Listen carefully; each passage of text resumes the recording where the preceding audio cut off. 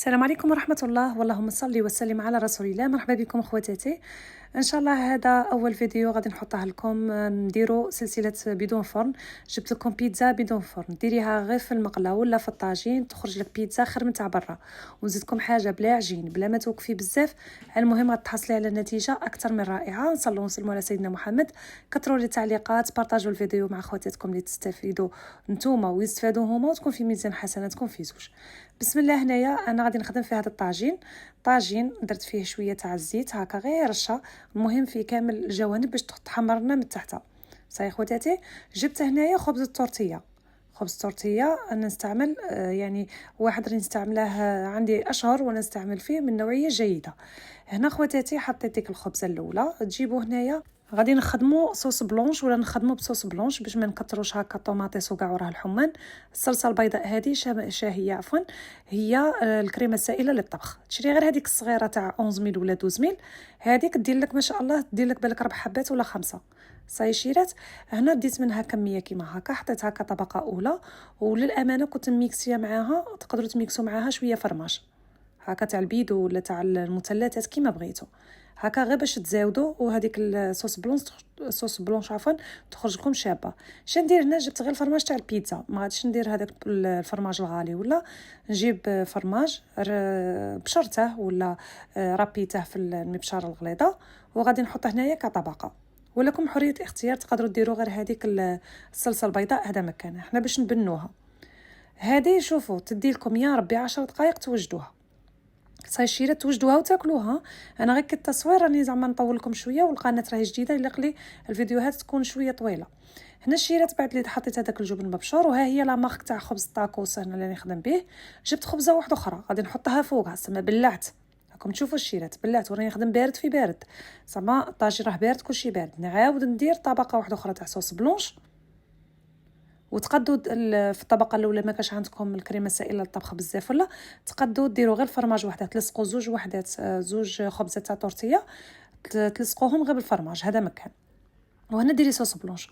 ولا ما كانت عندك الصلصه السائله هذه تاع يعني الواجده، تروحي ديري بو تاع ياغورت طبيعي، تزيدي معاه الفرماج، بنيه بالفرماج وخفيه غير بشويه تاع الحليب، وبديت ميكسي وشويه بالزيت، وقعدي تطلعي بالزيت غير بشويه وتولي لك هكا كيما الكريمه السائله. هنا الامانه انا درت هنايا الموتزاريلا باش يعطينا هذاك التكسيله تاع الفرماج وكاع. تقدروا الموتزاريلا تاني تشرو هذيك الصغيره تاع 45,000، تبشروها مع الفرماج اللي يكون عندكم باش كي يتخلط يعطيكم هذيك التكسيله تاع الفرماج. الا كنتي تستعملي نوعيه ماشي مليحه، سما هذا غادي يعطي لك هذاك يعني التجعات تاع الفرماج.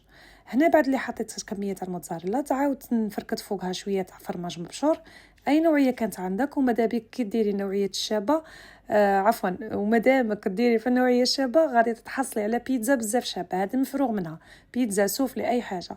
هنايا فرماج عندي هذاك الطاري، هذاك تاع البوده ثاني قطعت منه شويه. قليت هنا كان عندي ربع زر تاع الدجاج، درتها في مقله، شويه دهان شويه زيت.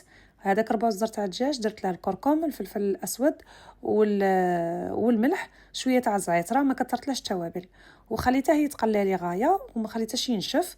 دوك تشوفوا لي لاصوص تاعها اللي طلقها لي، خليت نصها شربها ونصها درتها في فنجان واحد اخر. نديكوري كيما هكا، ديكوراسيون كيما بغيتو نتوما. تقدروا ديروا هنايا الطونه بالزيت ولا الطون بالطوماطيس، تقدروا ديروا هنايا لي زونشوا، تقدروا ديروا اي حاجه تبغوا تاع كفته اللي بغيتوها تعمروا بها سينو خلوها غير بالفرماج. زيدوا كامونبير ولا حاجه تولي غير تاع كات فروماج. هنا شا غادي ندير، غادي نزيد اخر لمسه اللي هي هذا هو هذيك الصلصه اللي طلقها لي الدجاج.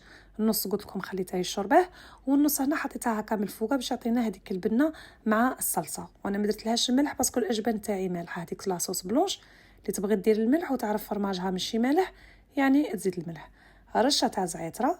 وهنا كانت البيتزا تاعنا واجده. هذه ديروها نساء ورجال، سهله ماهله، وما شاء الله تعطي لك هذه بيتزا من الحجم الكبير.